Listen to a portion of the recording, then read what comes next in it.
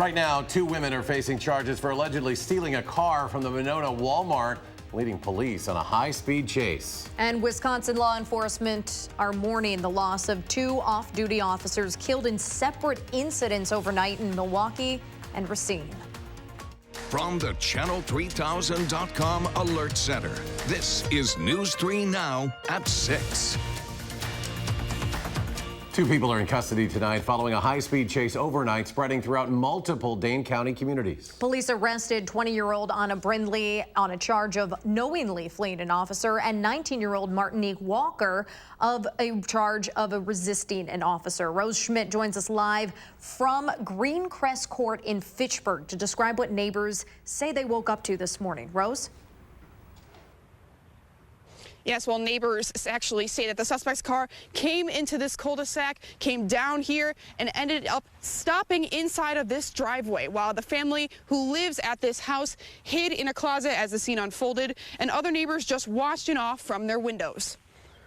We were quite surprised to watch it all unfold and didn't get much sleep last night. Inside the Seminole Forest neighborhood in Fitchburg, people have lived here for a long time, a lot of families, kids. Dan Johnson is still grappling with the scene he woke up to at 2:45 a.m. We thought that it might be a fire, but as I made my way downstairs, I heard my wife say, guns drawn, which was alarming. Dan looked out his window into his cul-de-sac and saw a sea of red and blue lights. Just terminated a pursuit. His cul-de-sac marked the ending point of a high-speed chase, but let's rewind about an hour. About 1:46 a.m., Monona officers were dispatched to Walmart. Monona police say a Walmart employee believed there were 2 stolen cars there.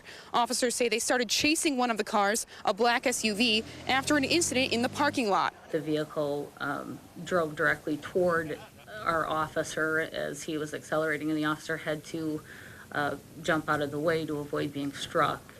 Was the reason that we continued the pursuit. Officers and Dane County deputies say they deployed spike strips, successfully getting the SUV to stop. Police say the suspects ran out of the car and jumped into a getaway car. Lakeside still inbound on John Nolan, 80 miles an hour. That getaway car led them on a high-speed chase on and off the Beltline throughout East and West Madison. It doesn't happen a lot. I'm glad that no officers or bystanders or even the occupants of the vehicle were injured. That chase finally ending back in Dan's normally commotionless neighborhood with 2 people in handcuffs and a 3rd released. We have no idea how they ended up here, why they came here, why they decided to turn up this cul-de-sac and make their way up this way, but clearly they're not going to make it much farther, and they didn't. In another incident that happened overnight that police say may be related, Monona officers were actually looking for another stolen vehicle at the Walmart in Monona. They saw a group of 4 suspects, and they say one of them is believed to have fired 2 shots. Then the suspects ran away. They are still on the run at this time. If you have any information, please call the Monona Police Department. Something we will certainly continue to keep an eye on. Rose Schmidt reporting for us. Thank you so much, Rose. Let's check in now with Gary Canalti with your first alert forecast. Gary? Danica, it's a pretty quiet day today across southern Wisconsin. There have been a few scattered showers. You can see on visible satellite imagery that for the most part, the clouds have started to thicken up from west to east, but the showers really are lacking. There's not very much happening across southern Wisconsin. One shower passed just south of the Dells, another is near Platteville, but many of us will probably stay dry tonight. Temperatures are in the middle 70s, 76 right now in Madison. Even lakeshore areas are in the lower 70s. But tomorrow morning will be in the lower 60s with the threat for showers ending. Then for tomorrow, look for just a slight chance of a shower or thunderstorm well south of Madison. High temperature, a little cooler at 72. That's your News 3 Now First Alert forecast. Gary, thank you. Happening now, the Wisconsin State Patrol is investigating a crash that killed an off-duty Milwaukee police officer. Officials say a repeat drunk driver ran a red light and crashed into Koo Her, a 2-year veteran of the department there. He was on his way home from his shift about 1:30 this morning when he was hit. A 34-year-old man with 4 previous OWI convictions has now been arrested in connection to that crash. Another off-duty officer was killed last night in Racine when he tried stopping a masked man from robbing a bar. In a news conference today, officials say Officer John Hetland jumped over the bar to confront the man and was shot during a struggle. No arrests have been made. A reward for information related to the murder has reached $27,000 now. Hetland was a 24-year veteran with the department nearing his retirement. Those losses in Racine and Milwaukee are being felt felt by fellow officers all across the country, but especially in southeastern Wisconsin. Amanda Quintana has more on how people are reacting to these tragedies today. Amanda? Yes, well, to hear that 2 officers died in just one night was shocking for many. Jim Palmer with the Wisconsin Professional Police Association got emotional talking about these deaths, pointing out that Officer Herr had just began his career serving for just 2 years, while Officer Hetland was within a few months of retirement. Hetland served on the WPPA board for more than 12 years and often talked about his plans to spend more time with his kids. As tragic as it is, I think the fact that John acted in the way that he did and under those circumstances when he was off duty speaks a lot to his character, and I think it's also very reflective of who officers are. Palmer says Hetland's death will technically be considered a line of duty death since the actions he took are consistent with his law enforcement authority. He says that instinct to help is not something that turns off when an officer isn't in uniform. Madison Police Chief Mike Koval tells us once funeral details are arranged, he's sure MPD will send a delegation from the Honor Guard to pay their respects and assist in any way that they can to make sure that those Milwaukee officers can attend the funerals. Yeah, certainly a lot of factors involved in this, and very scary for officers, I'm sure. All right, Amanda, thank you so much. So in reaction to Officer Herr's death, Speaker Robin Vos announced 2 bills today aimed at preventing repeat OWI offenders. As we mentioned earlier, the man who hit Officer Herr's car had 4 previous drunk driving convictions. Speaker Vos's bills would require first-time offenders to appear in court and require a mandatory prison sentence of at least 5 years for people convicted of homicide by intoxicated use of a vehicle. Similar proposals to criminalize first offense OWIs have failed in past sessions. The Outagamie County Sheriff's Department is asking for help locating a missing mother and daughter. See if you can help here. Officials say no one has seen or heard from 55-year-old Jill Rousseau or her 21-year-old daughter Jordan since Sunday. They live in the Dale area, which is about 25 minutes west of Appleton. Investigators say Jill's husband is cooperating and is not believed to be involved in their disappearances. These women are believed to be driving a 2011 Ford Expedition with a maroon top and tan bottom. Local leaders are responding to President Trump's message that immigration agents are planning to make mass arrests starting next week. He made that announcement on Twitter last night, referring to a plan to round up thousands of migrant parents and children across major U.S. cities. U.S. officials with knowledge of the preparations have said the operation, however, is not imminent. Today, Madison Mayor Satya Rhodes Conway and Common Council leaders issued a joint statement calling the president's ongoing threats to immigrants, quote, unfortunate. It went on to say, quote, we as a city stand with the immigrant community and will work collaboratively with community leaders to respond to any increase in ICE enforcement. The mayor says there has been no notification that it'll happen in the Madison area. Police say a man caught beating his dog on camera will not face criminal charges or lose custody of his pet. Rock County reporter Adam Duxter joins us now with the latest from this situation in Beloit. Adam?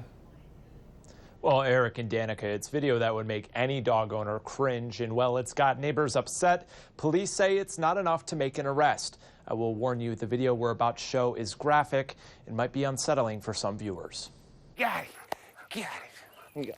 It's hard to question the love between a dog and its owner. We've had, from a little kid, three to four dogs in the family at all times. Chad Smith and his dog Xena, A favorite toy. are no different. I don't have to worry about anything. It's like they're out in the backyard playing. I feel safe in the house because nobody's going to come and try to take my son with my dog in the backyard. Which is why They're walking out there. We got him on the leash. the following video is so difficult for him to watch. My wife was standing in our big living room window. You can see there, just looking out, and she's like, the neighbor just whipped his dog 3 times with a leash.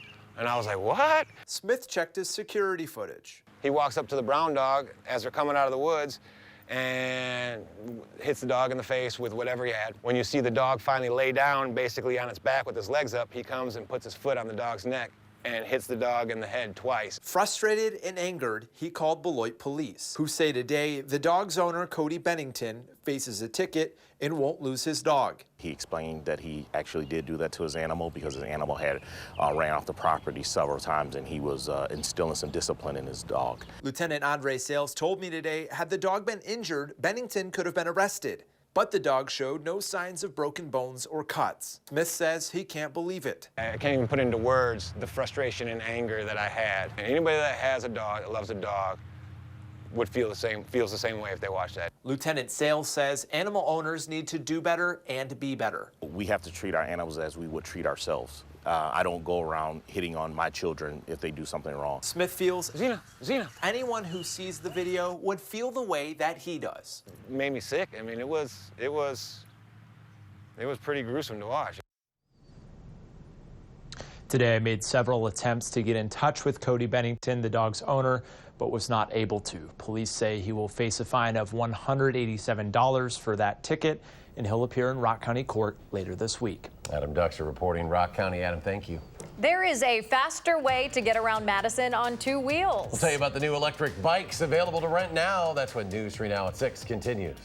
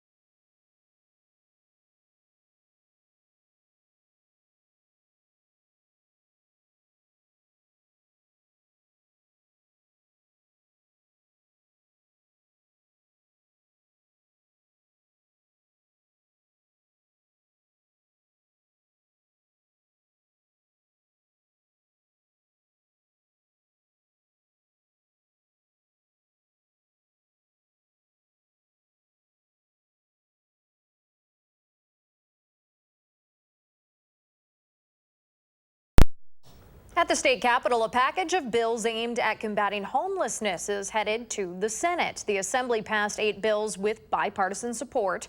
Those measures are focused on preventing homelessness, getting people into permanent housing, and increasing grants for homeless shelters. The bills were written based on recommendations from a state panel formed for the first time last year to research solutions. Today, Wisconsin leaders honor outgoing Wisconsin Justice Shirley Abrahamson and the legacy she leaves behind. She is the hardest working, smartest person I have ever met. She is brilliant, she has remarkable leadership skills, and an incredible imagination for how to make the justice system better and more responsive to all involved.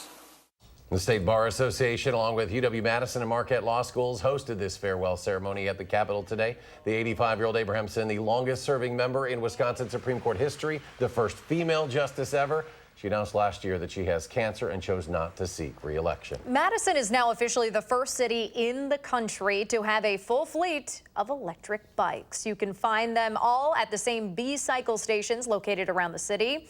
The e-bikes will replace the ones that are already there. All you have to do is press the power button to turn it on, start pedaling, and it'll take you wherever you need to go. The executive director of the company running that service says this is a game changer for Madison. You can still ride the bikes without the power and have a great experience, but you've got that bonus of being able to turn the power on, go further, faster, and really make it a great commuting solution. The bike comes equipped with a spot to hold your phone and a basket to put all of your stuff in. All you have to do is make sure you return it to an e-bike rack so it can charge up. Commuters, if you want to learn more about this new program, check out the article on channel3000.com. After the break, we have an update on a dog left in some rough shape along the side of a highway, how Jerry is doing, what's left for his recovery. Plus, Gary's talking about chances for thunderstorms tonight and tomorrow. He'll have a closer look at that radar when News 3 Now at 6 continues.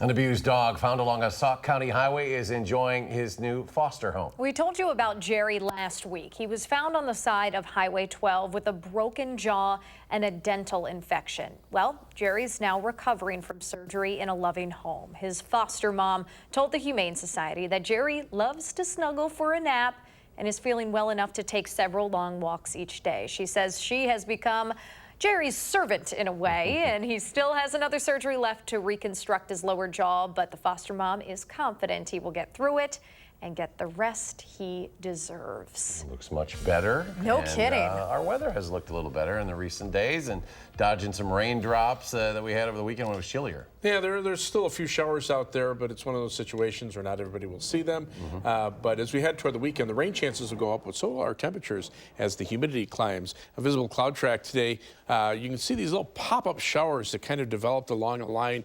The thicker clouds here, the southern part of the state, closer toward Janesville and into southeastern Wisconsin, pretty much had a lot of sunshine. But you can see on Doppler track right now, just a few showers. I haven't seen any lightning along this band of showers here. One is passing near Platteville, another one up to the north in Columbia County. But you can see to the north and east, there were some flashes of lightning up in the UP of Michigan and a couple of flashes of lightning over parts of western Iowa from some showers and thunderstorms, pretty much along the same line. Now, the live view from the Queen Bee Radio Skycam in Platteville, looks like they're getting a little rain there. Some thicker clouds just off to the west. This is the view to the west from the WISC Skycam, showing a little more in the way of cloudiness out in that direction. But our high temperature today, 77 degrees, low 56, very close to the averages of 79 and 57. Right now, our temperature 76 degrees at the airport, winds out of the west-northwest at 6 miles per hour. Temperatures are in the 70s across much of the state, even near Lake Michigan, except the far northern part of the state up near Lake Superior. Superior itself right now only hit 55 degrees, but you can see the jet stream still to our south. So these weather systems are taking a little more southerly path, keeping us with a little drier air, which is good news for us. More showers and thunderstorms up the Ohio Valley and into New England.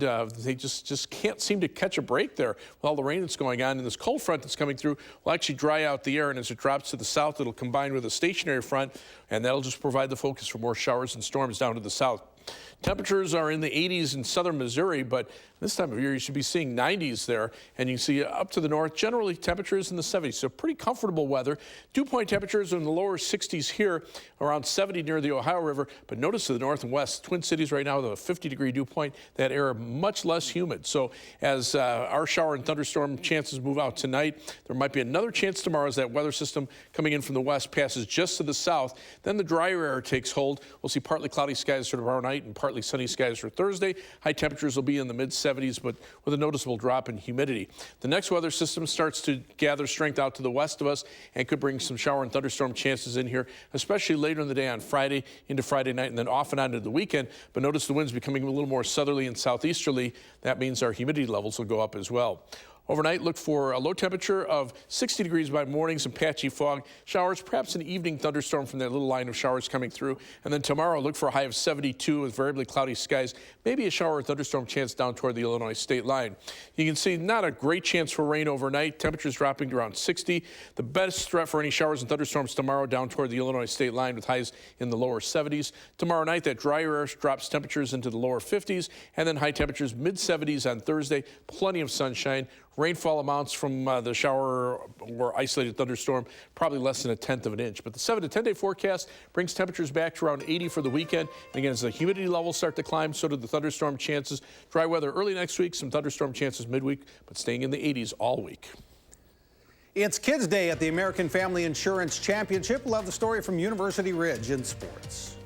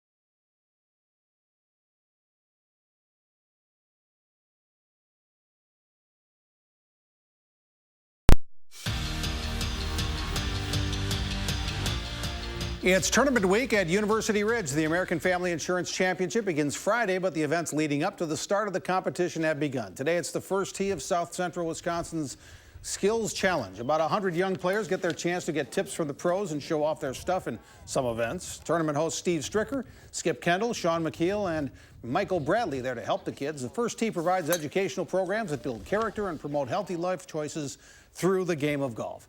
Speaking of tournament host Steve Stricker, he has to be considered one of the favorites coming into the tournament after winning his first major on the PGA Tour Champions. Stricker is still playing some regular tour events, PGA Tour Champions events, hosting the AmFam Championship this week, and oh yeah, there's that Ryder Cup captain thing too next year at Whistling Straits. Sure keeps him on his toes.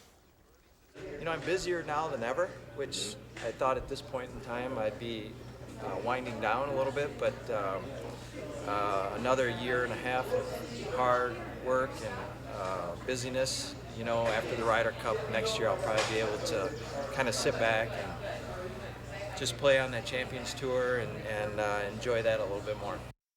A big part of the American Family Insurance Championship is Birdies for Health. It's a unique fundraiser to support 5 different causes at UW Health, including the fight to end Alzheimer's. Tonight at 10, we'll share the story of one Wisconsin family who's been devastated by the disease. Jess Jaspol immigrated to Madison, Wisconsin from India in 1963. Started a family here, fell in love with football along the way, spending Saturdays as a season ticket holder at Camp Randall and Sundays watching Brett Favre. Jaspal was diagnosed with Alzheimer's in 2011. Now, 8 years later, he can no longer walk or talk. But his daughter says his face still lights up every time number 4 is on the screen.